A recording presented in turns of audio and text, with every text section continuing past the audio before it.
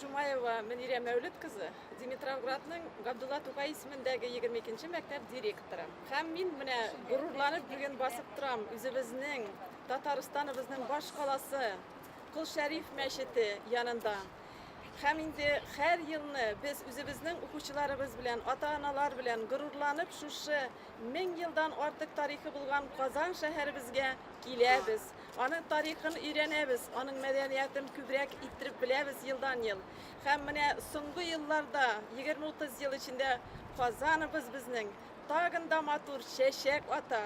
Һәм ул бөтен дөньяда танылган шәһәрләрнең берсе булды. Киләчәктә дә бир уйлыймын, Казан шәһәрендә яшәгән халык, алар гына да түгел, безнең Димитровградта яшәгән 15 мең татар халкы, менә шушы акчаларга керә торган купюрага горурланып тавыш бирәчәк. Хәтта инде татарлар гына түгел, безнең шәһәрдә яшәгән руслар да, башка милләт халыклары да Казанның шушы үсеше белән нык горурлана. Кайчан гына аралашсак та, Казанны бер барып күрәсе килә, күбесе килеп карап, өйрәнеп, горурланып кайта. Менә шушы Казаныбызның матур күренеше Россия купюрасында булырга лайык.